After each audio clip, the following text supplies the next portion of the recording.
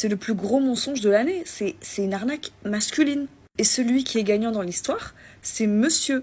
La seule situation où je dirais que l'on peut faire un 50-50 entre un homme et une femme dans un couple, mais vraiment la seule situation acceptable, ça serait au cas où dans le couple, il y aurait un commun accord qu'il n'y ait jamais d'enfant déjà.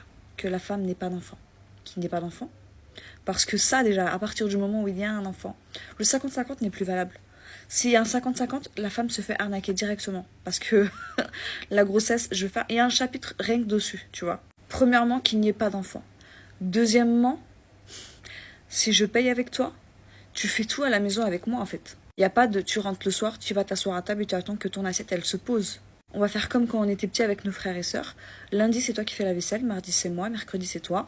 Il n'y a pas de tu fais plus ou le mec il va faire semblant genre il sait pas faire, il va juste passer un petit coup de balai et il attend que madame elle fasse la serpillière, c'est toujours elle qui fait la profondeur. Ça n'existe pas ça, il n'y a pas de 50-50 sinon. Ah oui, et pour éviter d'avoir des enfants, la contraception doit être partagée bien sûr. Maintenant ils ont sorti une pilule pour les hommes.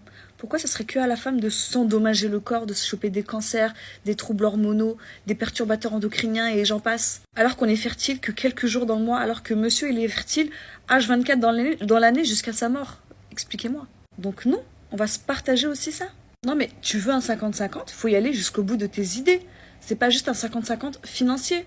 Parce que tu vois, c'est là le problème. Les filles, s'il vous plaît, réveillez-vous un peu. Réveillez-vous. À partir du moment où vous êtes là en train de vouloir essayer de prouver, parce que ça, c'est prouver pour moi. Pourquoi tu veux prouver, en fait?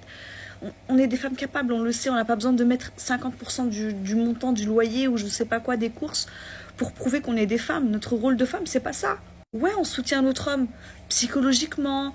Il y a plein d'autres moyens. Tu peux le soutenir aussi financièrement, mais à partir du moment où c'est un homme qui est là, qui te pose la règle du 50-50, qui te dit tu mets la moitié avec moi,